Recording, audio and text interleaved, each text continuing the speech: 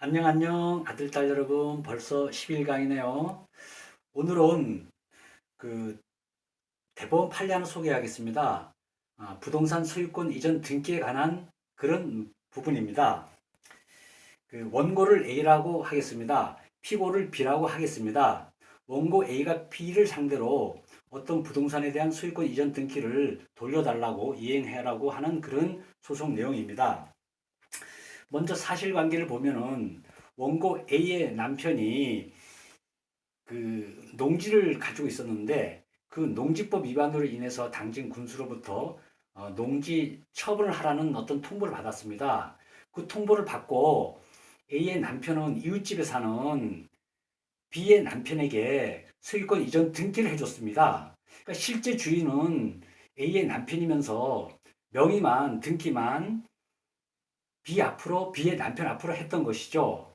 이런 것을 명의신탁이라고 합니다. 즉, 명의신탁은 대내적으로는 A의 남편과 B 남편 사이에서 대내적인 관계에서는 실제 소유자는 A이면서 대외적으로는 B 앞으로 등기해 놓는 경우를 명의신탁이라고 합니다. 그래서 이러한 경우는 2001년도에, 이 경우에는 2001년도에 A의 남편과 B의 남편이 명의신탁 약정을 맺고서 결국은 임대료로 명의 빌려줬으니까 고맙다고 1년에 쌀 두 가마니, 1년에 쌀 두 가마니를 계속 줬던 것입니다. 이게 2001년도에 명의신탁 약정하고 쌀 두 가마니를 줬던 건입니다. 그런데 어느 날 2009년도에 원고의 남편이 사망했습니다. 나이가 들었던 모양이죠. 그 다음에 B의 남편도 2012년도에 사망했습니다. 그러니까 둘 다 죽다 보니까 2013년도에 그 부인들이 상속받았습니다. 상속받은 부인들이 2013년도에 A가 B를 상대로 해서 소유권 돌려달라는, 이전해달라는 어떤 그런 소송을 제기하는 사건입니다. 그래서 법원에서는 어떻게 판결했냐면은 1심, 2심, 3심 다 공의 원고 승소 판결을 내렸습니다. 그 원고 승소 판결은 뭐냐면은 B는 A에게 원래 소유권 이전 등기를 돌려줘라, 이런, 소유권 이전 등기를 해주라, 이런 얘기입니다. 즉 원래 주인에게 돌려주라는 그런 원고 승소 판결을 내렸습니다. 그 원고 승소 판결 사유를 보면은 크게 세 가지로 볼 수 있습니다. 처음에 이유는 우리나라 법에 부동산 실명법이 있습니다. 부동산 거래를 할 땐 다 실명으로 하라는 뜻입니다. 부동산 실명법에 의하면은 이 명신탁 약정은 AB 간의 그 2001년도에 이루어졌던 명의신탁 약정은 무효로 한다는 규정이 있습니다.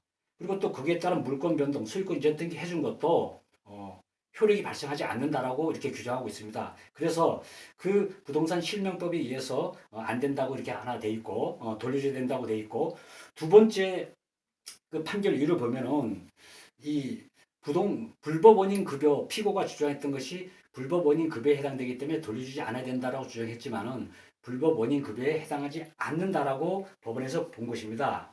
즉 불법의 원인으로서 어떤 부동산 등 재산권을 넘겨줬을 때, B에게 넘겨줬을 때 B는 A에게 돌려주지 않아도 된다는 어떤 그러한 그 불법 원인 급여 규정이 있습니다, 민법에. 그래서 불법 원인 급여에 해당되지 않는다. 즉 이 부동산 실명법에 위반해서 명의신탁 약정을 해서 그런 관계를 할지라도 그것은 불법원인 급여에 해당되지 않기 때문에 돌려줘야 된다는 그런 판결 이유죠. 그 다음에 세 번째 판결 이유는 모든 국민의 재산권은 보장돼야 한다. 어떤 헌법의 어떤 큰 원칙이, 큰 헌법의 어떤 기본권 보장 원칙이 헌법 23조 1항을 들고 있습니다. 즉, 이것은 크게 사유재산권 보장의 원칙이 있습니다. 사유재산권을 보장해줘야 된다. 이 어떤 A의 재산권의 본질적인 부분을 침해해서는 안 된다. 즉 소유권을 인정해주는 어떤 그런 이유입니다. 이렇게 해서 세 가지 이유로서 원고 승소, A의 승소 판결을 해서 A는 소유권 이전 등기를 되돌려 받아올 수 있게 되었습니다. 이상에서 우리는 과연 어느 것이 정의에 맞는 것일까를 한번 생각해 볼 필요가 있습니다.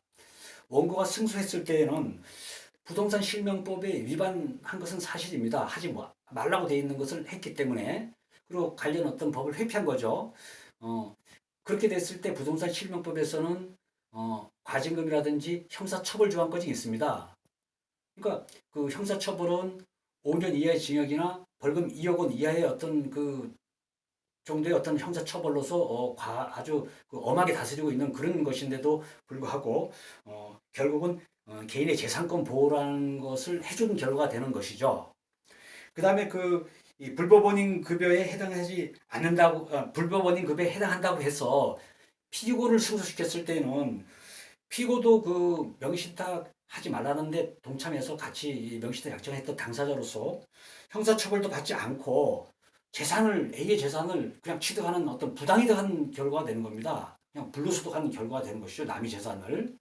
과연 이것이 어느 것이 정의에 맞을지 어떤 불법원인급에 해당된다 안 된다 이런 어떤 그 소수 의견도 있었습니다. 그래서 이러한 부분들이 대법원 재판관들의 소수 의견도 불법원인급에 해당되기 때문에 돌려주지 않아도 된다는 소수 의견이 있었던 판례로서 2013년도에 제기된 1심에 제기된 판례가 2019년도